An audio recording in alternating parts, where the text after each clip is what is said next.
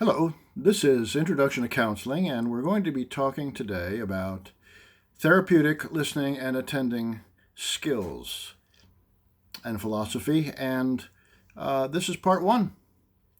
So, the first thing to note is that I think we all know, don't we, when someone listens very closely to us, what that experience is like. It's an amazing, almost euphoric feeling of perhaps even fulfilling our basic destiny in relating to others. Now, that sounds dramatic, I realize. But boy, when someone really pays attention to you, it feels great. Yes? And what is it like when you pay really close attention to someone else? What is that like? It's intense, isn't it? In fact, I tell my counseling students that looking at a session of counseling is almost detached. We are not involved in the conversation. It can even be boring at times. But when you're in the middle of a conversation about important issues with someone and you're paying close attention, it is anything but boring and detached. Very connective experience. People like to be heard, as can be said and has been said. To be heard means that you're reducing your insecurity. It gives you a feeling of peace. And when somebody really listens to us, we often discover something about ourselves. Often we solve problems just when we are really listened to and feel heard. I don't know who said that. I wasn't the one that said that, but I've looked for it and haven't found it. But anyway, I think it's beautiful. I think Carl Rogers could have said that. Now, look, when we talk about listening skills in the context of counseling, we're talking about a set of skills that are used and maintained by any kind of counseling style or theoretical base you care to name, with the exception perhaps of psychoanalysis. Now, these skills are sometimes called active listening, partly because you're not just sitting there quietly, you are actually, in a dynamic way, speaking in particular ways to someone in order to foster the connection and communication, the relationship. Now, this is not counseling itself, okay? But it's beneficial, it's clarifying. Sometimes it can be healing for some people. You would, if you were to be trained to work on a teen crisis line or heartline crisis counseling or referral line or some other telephone system that was designed to help people, you would be taught these skills. Okay? And you would use them periodically throughout any given session. Counseling requires the use of these at a bare minimum. At a bare minimum. If you're talking about what counseling is, that refers to the entire process that includes these skills, but involves the theoretical framework that's being used and the techniques that come from it. Now, in the case of Rogerian, or what is called person-centered therapy or client-centered therapy, any of those names, these skills are ones that are used only, really. These are ones that if you use them in a very careful way and a smooth way, they are very useful and constitute the bulk of the therapy that Carl Rogers developed. Okay? Peter Senge, who was at once the someone who founded the Society for the Organizational Learning, so he said the following. I really like this. To listen fully means to pay close attention to what is being said beneath the words. You not only listen to the music, but you listen to the essence of the speaking, the person speaking. You listen not only for what someone knows, but for what he or she is. And I just really like that a lot. I like that a lot. Look, we learn our culture through listening. We know that listening when we're speaking, when someone is paying close attention. It's a difference between feeling accepted and feeling isolated. Okay? We know the close connections in which we are regarded with respect and in which we are accepted is essential to the development and survival of the individual. It's essential. We are social creatures. And I will quickly add, this is a skill, this paying close attention to people with or without these particular skills is becoming a lost endeavor, a lost art. And it pains me to see that. Well, there's many kinds of listening. There's appreciative listening and dutiful or passive listening. Listening to comprehend, which is what college classes usually are.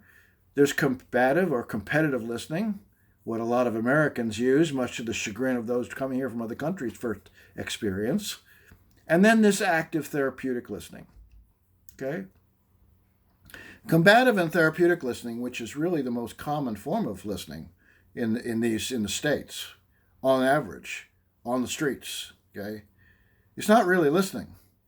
You're actually thinking about what you want to say next and how you want to top them or find them wrong in some way. And so combative listening or competitive listening is really trying to figure out how you're going to express your view, not necessarily understand what the other person is saying.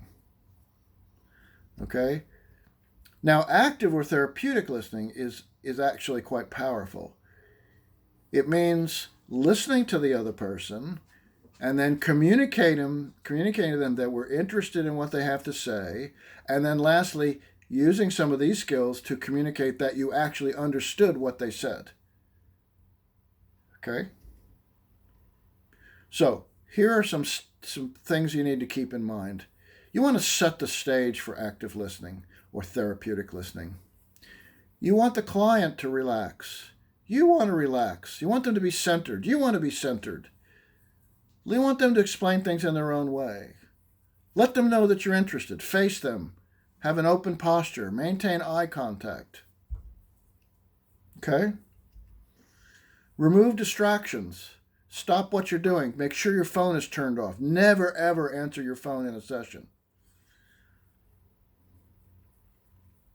Stand in their shoes. What would it be like as you think to yourself as they're talking to be doing what they're doing?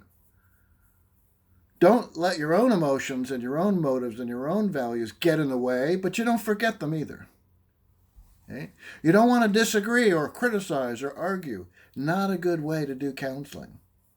You're not agreeing with anybody. You're not saying you approve of their behavior. You're just trying to listen to them and understand their perspective.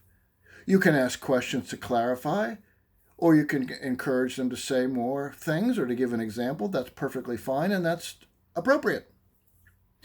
Don't try to problem solve in the first session. That comes later, once they've established some goals.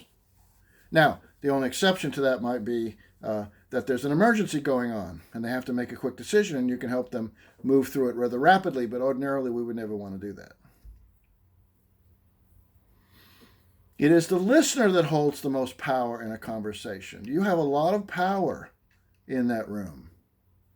Use it wisely. Use it carefully. Use it kindly.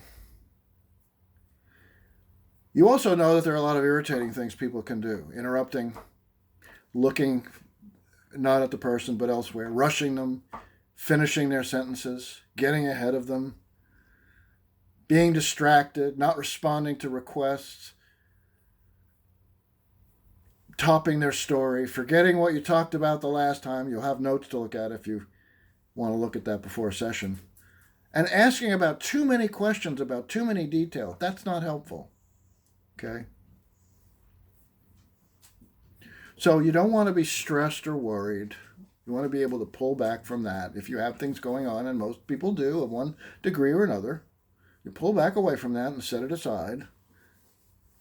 Okay, you want to focus on them, not you. Okay, sit in a comfortable chair. It might be worth buying a good chair, a really good, comfortable chair that you can sit in. Pardon me, I'm keep slipping out of this not comfortable chair. You don't want to let your mind wander. If it does, bring it back.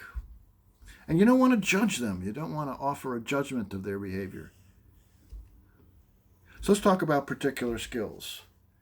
The first one we could call broad openings or initial openings.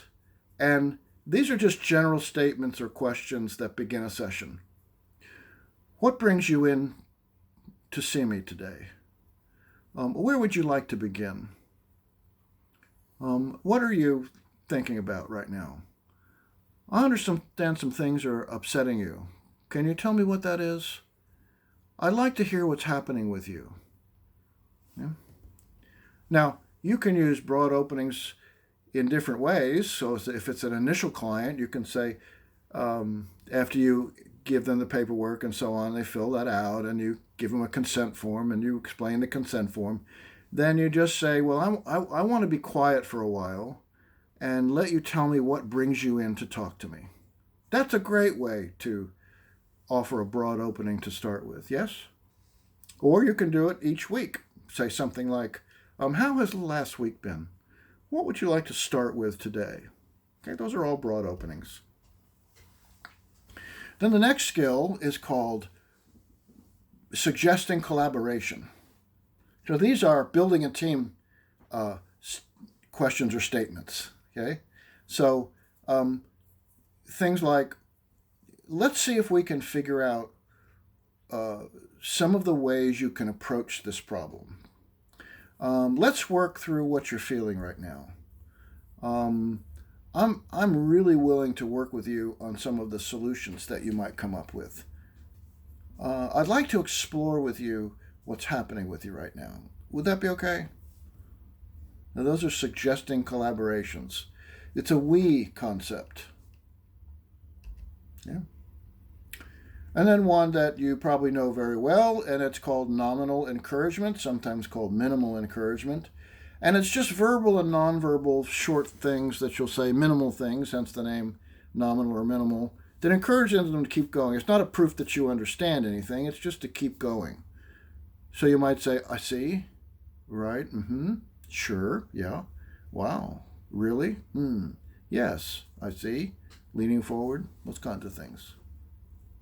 Okay. And then we have a skill called reflection of content.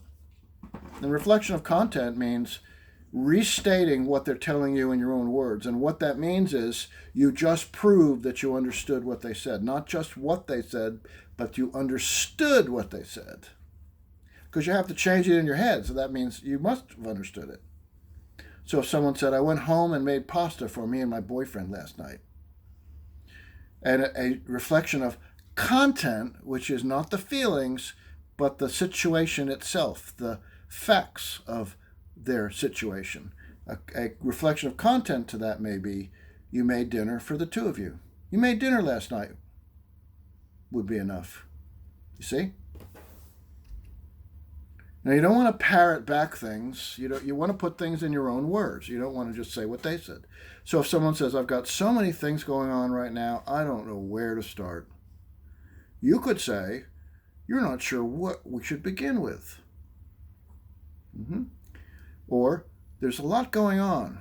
You're not quite sure where to begin. See? It's simple, but it's powerful, and it's deceptively powerful. Here's another one. Seems like I cry all day. I don't want to talk to anyone, even my friends. I don't want to talk. I don't want to do anything. All I want to do is stay in my bed and sleep. You could say you're crying all the time, and you don't yet want to do very much. Or you're not ready to do much right now. See? Okay? All right. So you want to isolate the main fact, use your own words, keep it simple, keep it short. Okay? If you aren't sure, I'm not sure I understand what you're saying. Can you tell me some more about that? Or give me an example of what you mean. Well, tell me more about that. That's a good one. Tell me more about that. That's a good one. If you're not sure you understand, you can paraphrase anyway, and if you're really trying, they appreciate that. They'll tell you, well, I'm really feeling this way, or I'm really trying to say this. They'll correct you. You just don't want to be wrong a lot, but it's okay to be wrong once in a while. That's all right. And again, I know these things are not so easy to do, but once you learn to be fluid and smooth with them, you won't even have to think about it. You'll hear what they're saying and you'll get it and you'll go. If you disagree or disapprove of what the client is saying or doing, so what? So what? That's not the point. Okay? You really got to be non-judgmental. And you got to work on that if you're a very judgmental person. You have to strive to accept, not approve. You have to strive to be respectful. To strive to understand their point of view. And you definitely don't want to embarrass them or argue with them or shame them. You just don't want to go there. Okay?